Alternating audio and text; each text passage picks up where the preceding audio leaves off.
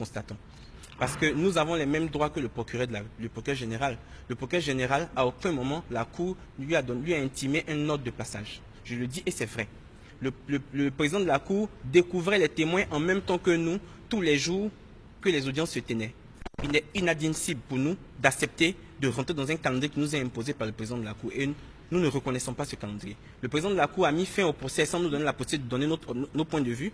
Mais nous vous le disons maintenant, nous ne nous reconnaissons pas dans ce calendrier. Ce calendrier-là, il ne sera pas respecté. Nous prenons fait par fait. Prenons la marche de la RTI. On accuse Mme Gbagbo d'avoir commandité, d'avoir demandé à la police de tirer sur les manifestants qui sont allés marcher pour le RHDP. Problème, c'est que la marche dite pacifique n'était pas pacifique puisque Soro Diom, l'organisateur, a demandé à son armée d'y assister et d'y participer activement avec tous les équipements de combat. Alors il faut que Soro Diom vienne s'expliquer et qu'il nous dise en quoi la marche était pacifique. Deuxième problème, la marche a été sécurisée par M. Bandoumbia.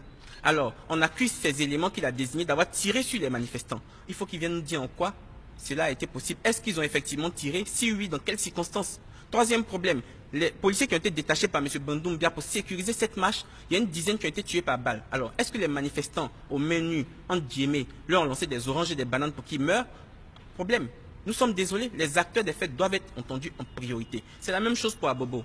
Quand on accuse les éléments du camp commando, les gendarmes du camp commando d'avoir tiré sur des manifestants, et qu'on dit que c'est Mme Gbagbo qui aurait donné les ordres, le minimum c'est d'entendre les éléments du camp commando et d'entendre la hiérarchie de l'armée et de la gendarmerie. Il n'est pas possible qu'on ne les entende pas et qu'ils nous disent dans quelles circonstances elles ont tiré, si elles ont effectivement tiré, ou si elles n'ont pas tiré, qu'elles nous disent qu'elles n'ont pas effectivement tiré. Il revenait à la Cour et au juge d'instruction, au procureur général de les faire citer dans la procédure. Cela n'a pas été fait et ça a été fait à dessein. La justice ivoirienne ne voulait pas savoir ce qui s'est passé dans ces faits. Nous voulons que cela soit rattrapé.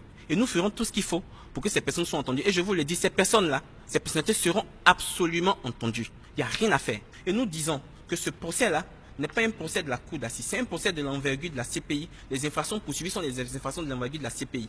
Si l'État de Côte d'Ivoire ne modifie pas les tests pour créer une cour adaptée et qu'on doit juger Mme Gbagbo avec la cour d'assises n'aura pas d'autre choix que de modifier son système de fonctionnement pour garantir l'équité du procès. L'équité du procès, là, ce n'est pas de nous imposer les témoins qui doivent passer.